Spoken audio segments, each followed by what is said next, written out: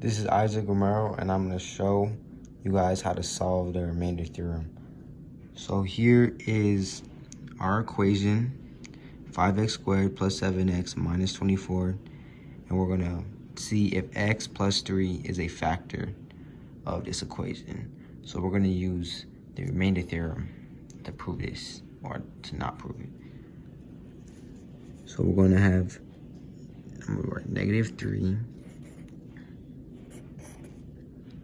and I'm gonna put these here right in place.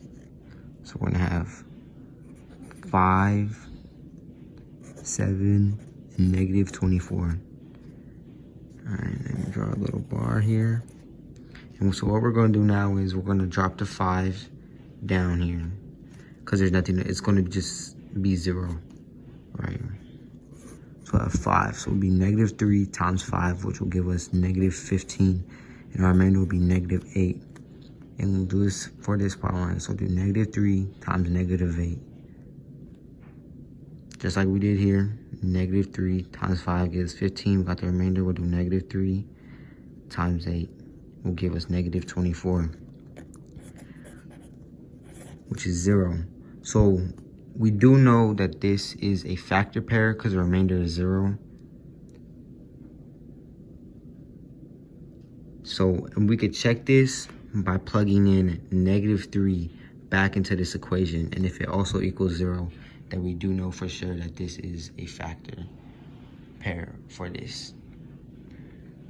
So here we have 5x minus 8. This will be the remainder for this equation, 5x minus 8. X squared, after every time we use the remainder theorem, we'll go down 1. So instead of this being 5x squared, it will just be 5x. Instead of this being x, it will just be a numerical value.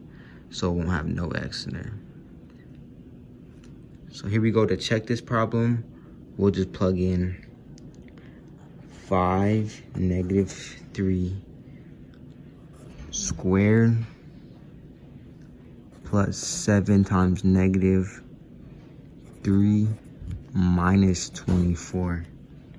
Okay, so here we have that. So we'll do, this will be 9. 9 times 5 will give us -3 times 3 will give us +9 times 5 will give us 45. And then we'll do -21 minus 24. And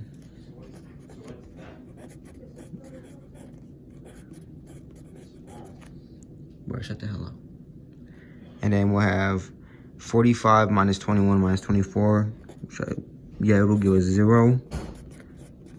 So this is how we know that this is a factor pair to this equation. We divided f of x squared plus 7x minus 24 by x plus 3. And it gave us the value that f of -3 is equal to 0. So actually, let me erase it.